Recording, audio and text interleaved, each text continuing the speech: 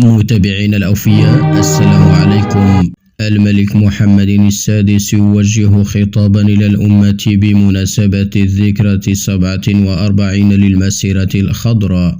يوجه الملك محمد السادس مساء الأحد خطابا إلى الأمة بمناسبة الذكرى 47 للمسيرة الخضراء. وأفاد بلاغ الصادر عن وزارة القصور الملكية والتشريفات والأوسمة بأن الخطاب الملكي سيبث على أمواج الإذاعة وشاشات التلفزة في الساعة 8:30 من مساء اليوم الأحد. وتحل الأجل الذكرى 47 للمسيرة الخضراء التي تصادف 6 من نوفمبر من كل سنة. يشار أنه شارك في المسيرة الخضراء التي انطلقت سنة 75 900 وألف صوب الأقاليم الجنوبية لتحريرها من الاستعمار الإسباني حوالي 350 ألف متطوع ومتطوعة. وفي خبر آخر، وهبي يتوجه إلى جنيف لتقديم تقرير المغرب في مجال حقوق الإنسان. يقود عبد اللطيف وهبي وزير العدل الوفد المغربي المشارك في الحوار التفاعلي برسم الجولة الرابعة من آلية الاستعراض الدوري الشامل بمجلس حقوق الإنسان بجنيف، وهي الجولة التي ستنقعد بعد غد الثلاثاء بمناسبة انعقاد الدورة 41 للفريق المعني بآلية الاستعراض الدوري الشامل. تقديم التقرير الوطني الحوار التفاعلي الذي من المنتظر أن تناقش فيه 127 دولة منها المغرب جميع مجالات حقوق الإنسان السياسية والمدنية والاقتصادية والاجتماعية والثقافية. وستعرف أشغال فحص التقرير الوطني الذي يأتي مباشرة بعد انتخاب المغرب للمرة الثالثة عضوا بمجلس حقوق الإنسان. إلقاء كلمة المملكة المغربية وتقديم الردود عن الأسئلة الكتابية التي وجهتها الدولة الأعضاء سلفا. التقرير الوطني أعدته المندوبية الوزارية المكلفة بحقوق الإنسان برسم الجولة الرابعة من آلية الاستعراض الدولي الشامل خلال الفترة ما بين يوليوز 21 و2000 وغشت 22 و2000، وحالته عن سكرتارية الاستعراض الدوري الشامل بتاريخ 3 غشت 22 و2000. دمتم في رعاية الله، وإلى لقاء آخر بإذن الله.